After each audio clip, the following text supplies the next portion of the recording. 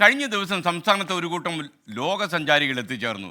100-ലേറെ രാജ്യങ്ങൾ സന്ദർശിച്ച സൗദി അറേബ്യയിൽ നിന്ന് വന്ന സംഘമായിരുന്നു ഇത്. കേരളത്തിൻ്റെ പച്ചപ്പും പുഴയും കളരിയും ഒക്കെ നൽകിയ അനുഭവത്തെ ഇവർ വളരെ ആവേശത്തോടെയാണ് ഓർത്തെടുക്കുന്നത്.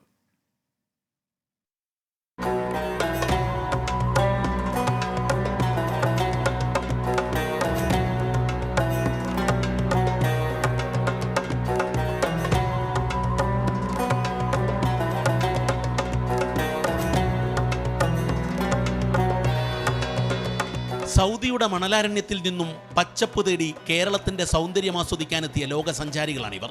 സൗദി ടൂറിസത്തിന്റെ ഔദ്യോഗിക ലോക സഞ്ചാരികൾ. Kingdom of Saudi Arabia and the India government. This is a long and old tight relation.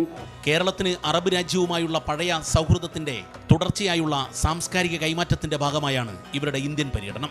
വ്യത്യസ്തതകൾ ഏറെയുണ്ട് ഈ ലോക സഞ്ചാരികൾക്ക്. ഭക്ഷണം സ്വന്തമായി ഉണ്ടാക്കി ഒരുമിച്ചിരുന്നേ കഴിക്കൂ. കേരള പര്യടനത്തിലെ ഒരു ദിനം തുടങ്ങുന്നത് യോഗയിലാണ്. നമ്മുടെ കളരി കാണാൻ ഈ സൗദിക്കാർക്ക് ഏറെ പ്രിയമാണ്.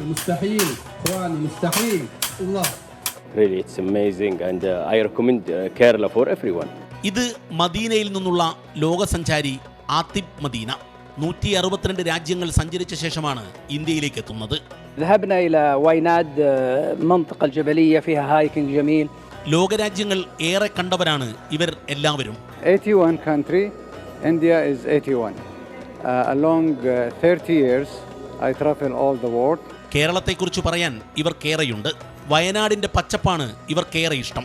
പിന്നെ മർക്കസ് നോളജ് സിറ്റിയിലെ ഗ്രാൻഡ് മസ്ജിദും ടൈഗ്രിസ് വാലിയുമെല്ലാം കണ്ടാസ്വദിച്ചാണ് മടക്കം. ഡൽഹിയിൽ പോയി തങ്ങളുടെ അംബാസഡറെ കണ്ടാണ് സൗദിയിലേക്കുള്ള മടക്കയാത്ര. ഇബിൻ ബത്തൂത്ത പറഞ്ഞതുപോലെ ഇവർ യാത്രയിലൂടെ ലോകത്തെ പഠിക്കുകയാണ്.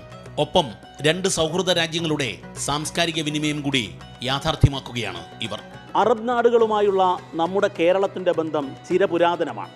എന്നാൽ ഇന്നും നിത്യനൂതനമായി അത് തുടരുന്നു ഊഷ്മളമായി. അതിന് തെളിവാണ് ലോകസഞ്ചാരികളായ ഒരു കൂട്ടം അറബ് നാട്ടുകാർ കേരളത്തിലെത്തിയത്. കേരളത്തെ കണ്ടാസ്വദിച്ച് അവർ പറയുന്നു ലോകം കേരളത്തിലേക്ക് വരണമെന്ന്. ക്യാമറാമാൻ പ്രജ്വൽ സുരേഷിനൊപ്പം ദീപക് ധർമ്മടം, 24. അഭിപ്രായം രൂപീകരിക്കാൻ കഴിയുന്ന ഒരുപാട് ആളുകൾ വിദേശത്ത് നമ്മുടെ നാട്ടിലേക്ക് വരട്ടെ. കാര്യം ടൂറിസത്തിൻ്റെ പൊട്ടൻഷ്യലാണ് നമ്മൾ പരമാവധി ഉപയോഗപ്പെടുത്തേണ്ടത്. വിദേശ ആളുകളൊക്കെ വന്നാലേ, നമ്മുടെ ഡൊമസ്റ്റിക് ടൂറിസ്റ്റിനേക്കാളും ഫോറിൻ ടൂറിസ്റ്റുകൾ വന്നാലേ നമുക്ക് അത്യാവശ്യം പണമൊക്കെ കിട്ടുക, നമ്മുടെ ഖജനാവൊന്ന് കരുത്താർജിക്കുക. അപ്പോൾ നമുക്കതിൻ്റെ ഒരു ടൂറിസം ടെമ്പർമെൻറ്റും വേണം. ഇവരൊക്കെ വന്നു കഴിഞ്ഞാൽ അവരെ വലിയ അതിഥികളായിട്ട് നമ്മൾ സ്വീകരിച്ച് കൊണ്ട് നടക്കണം. അപ്പോൾ അവർക്ക് ഈ നാട്ടിൽ വന്നാൽ നമ്മുടെ ആതിഥ്യ മര്യാദയൊക്കെ വലിയൊരു മനഃപ്പാഠമായി അവരുടെ ഉള്ളിലുണ്ടാകണം. എന്നാലേ കുറച്ചു കാലം കഴിഞ്ഞാലും അവർ നമ്മുടെ നാടിനെക്കുറിച്ച് നല്ല അഭിപ്രായം പറയൂ.